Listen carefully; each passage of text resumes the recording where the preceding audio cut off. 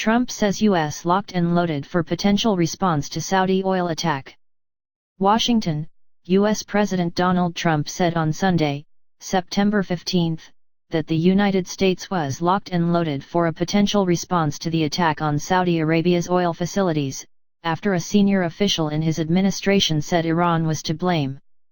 Trump also authorized the use of the U.S. emergency oil stockpile to ensure stable supplies after the attack, which shut 5% of world production.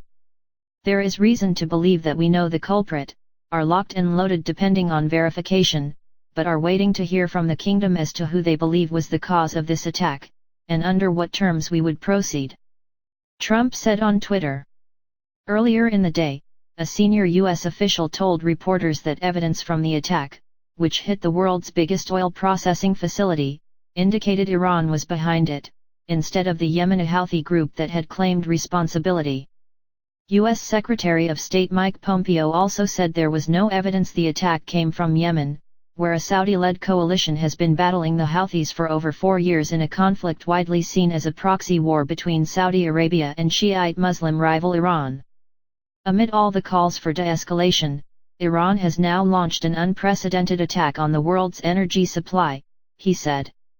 Iranian Foreign Ministry spokesman Abbas Mousavi dismissed the U.S. allegation it was responsible as pointless. A senior Revolutionary Guards commander warned that the Islamic Republic was ready for full-fledged war.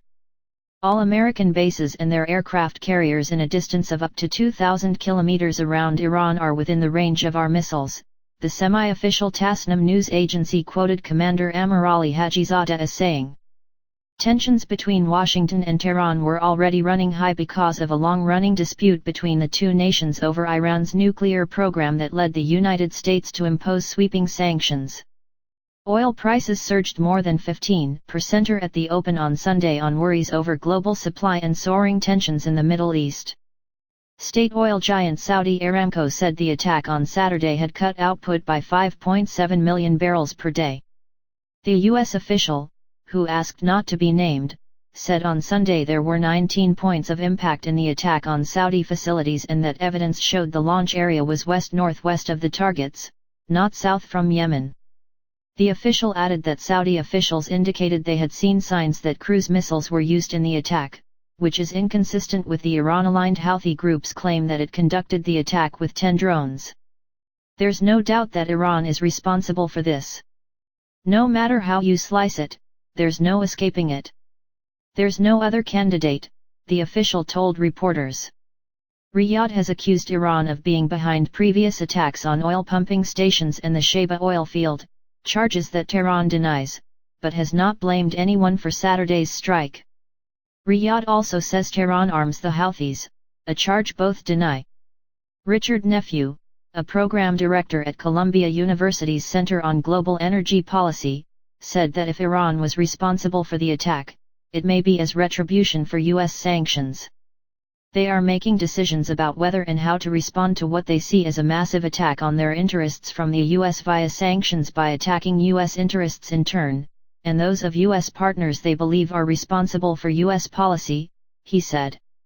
Aramco gave no timeline for output resumption. A source close to the matter told Reuters the return to full oil capacity could take weeks, not days. Riyadh said it would compensate for the damage at its facilities by drawing on its stocks, which stood at 188 million barrels in June, according to official data.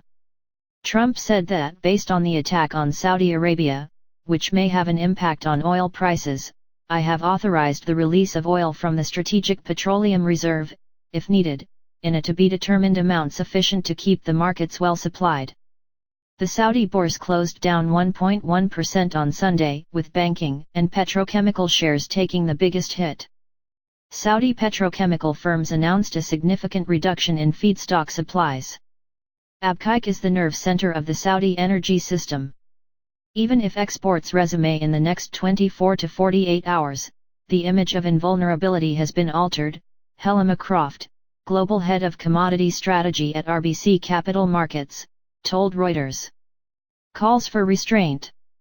According to the U.S. official, 17 structures at Abqaiq sustained damage on their west-northwest facing sides, along with 2 points of impact at Saudi's Quraysh oil field.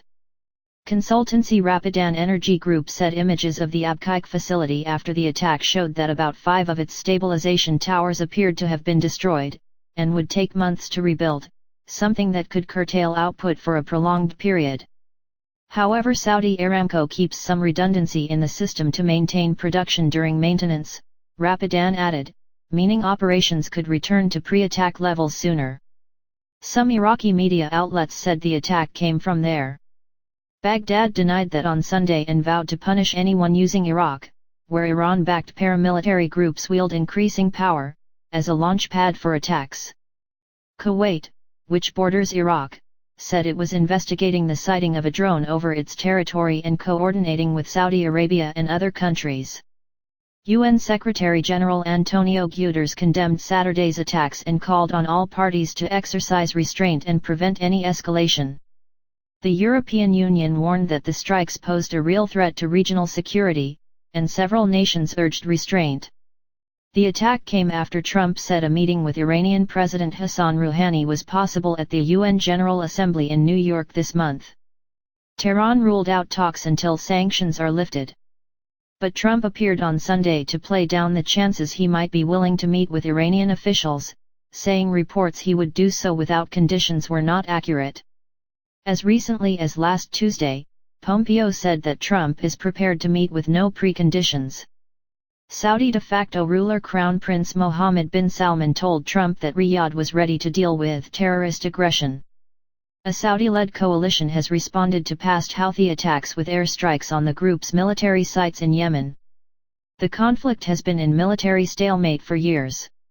The Saudi alliance has air supremacy but has come under scrutiny over civilian deaths in a humanitarian crisis that has left millions facing starvation.